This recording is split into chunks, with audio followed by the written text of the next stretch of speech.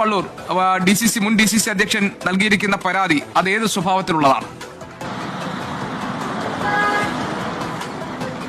ഗോപികൃഷ്ണൻ, തീർച്ചയായും വയനാടിന്റെ പേരിൽ ഈ മണ്ഡലം കമ്മിറ്റികൾ പണം പിരിച്ചിരുന്നുവെങ്കിലും ഇത് DCCയിലേക്ക് അടക്കുന്ന ഒരു സമീപനം ഇവരുടെ ഭാഗത്തു നിന്നുണ്ടായിട്ടില്ല എന്നുള്ളതാണ് ഗുരുതരമായ കണ്ടെത്തലായി ഇപ്പോൾ DCC അധ്യക്ഷനായ VK ശ്രീകണ്ഠൻ തന്നെ പുറത്തുവിടുന്ന ശബ്ദരേഖയിൽ പറയുന്നത്. അതായത് ഈ പണം അടയ്ക്കാൻ ഇവരാരും ഇതുവരെയും തയ്യാറായിട്ടില്ല. പലതവണ ഫോണിലൂടെ അടക്കം ബന്ധപ്പെട്ടുകൊണ്ട് ഈ മണ്ഡലം കമ്മിറ്റിയുടെ പ്രസിഡന്റിനെയും അതോടൊപ്പം തന്നെ ഭാരവാഹികളെയും ഈ പണം അടക്കണമെന്ന് ധരിപ്പിച്ചതാണ്. ഫോണിൽ മാത്രമല്ല നേരിട്ട് കണ്ടും ധരിപ്പിച്ചു. പക്ഷെ ആരും തന്നെ ഈ വയനാട് സംബന്ധിച്ച ഈ പണം അടയ്ക്കാൻ തയ്യാറാകാത്ത സാഹചര്യത്തിലാണ് ഈ മണ്ഡലം കമ്മിറ്റികൾക്കെതിരെ നടപടിയെടുത്തതെന്നുള്ളതാണ് ഈ ശബ്ദരേഖയിൽ വിശദീകരിക്കുന്നത്.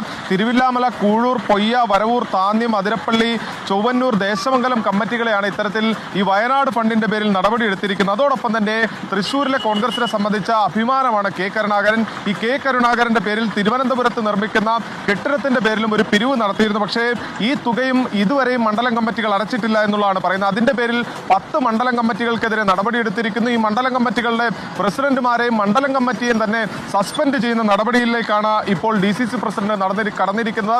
അതിന് ശബ്ദരേഖ ഔദ്യോഗികമായി തന്നെ ഈ ഗ്രൂപ്പിൽ പങ്കുവച്ച ശബ്ദരേഖയാണ് ഇപ്പോൾ നമ്മൾ പുറത്തുവിട്ടിരിക്കുന്നത്. 2 ദിവസത്തിനകം രേഖാമൂലം ഈ നടപടി സംബന്ധിച്ച അറിയിപ്പ് നൽകുമെന്നും VK ശ്രീകണ്ഠൻ വ്യക്തമാക്കിയിട്ടുണ്ട്. ഗോപികൃഷ്ണൻ.